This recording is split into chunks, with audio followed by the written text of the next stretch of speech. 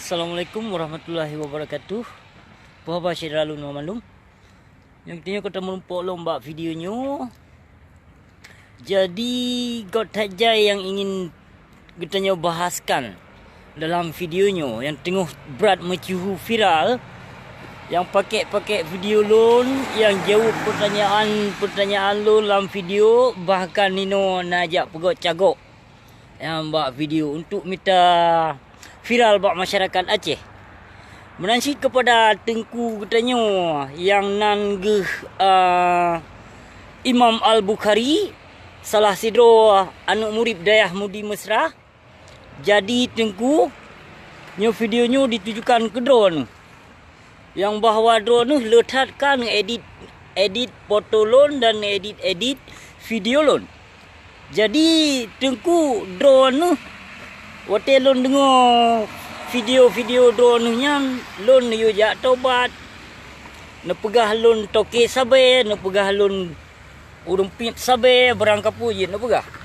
Jadi Tengku mutuah nyan pu yang kaluh ne fitnah hade loan, pu yang kaluh ne fitnah hade loan nyan bunun tanggung jawab Tengku mutuah. Nyan yang hana loan pubut drone kan pegah. Jadi pu nyan penutuh daripada gure untuk menuduh-nuduh urung tanpa bukti, tanpa nekalan, tanpa nengiang. Pakan cangklak tat ba ne pegah video. Ba ne pakai drone hai gatat. Hebat tat drone yang kan mendakwah, yang kan ceramah, yang kan buka kitab kuning inan pelemah ba video live, ba Facebook tamong gede.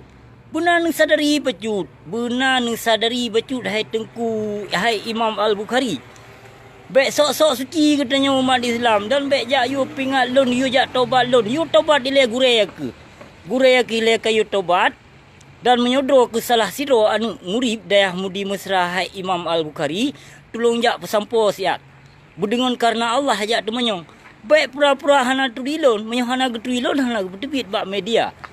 Hana ge pemalelon bak media. Jadi tolong jak tanyong siat bak gure ke dengan karena Allah. Baik jak pegah apa pengai. Baik jak cok video loan untuk jak komentar jak tuduh loan yang kongkon.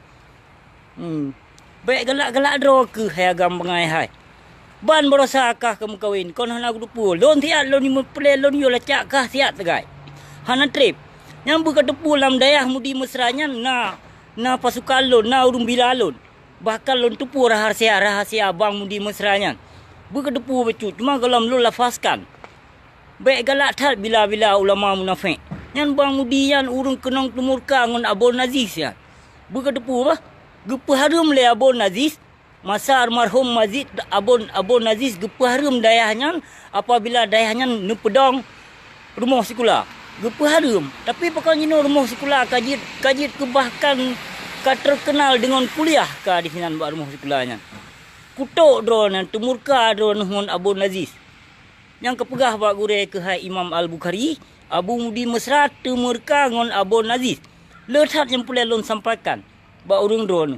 Baik nu pakai le drone bankan kirim tentera bankan ya pegah bak polisi ataupun bak Polda, Mapolda segala macam lu pakai lon kayo dak.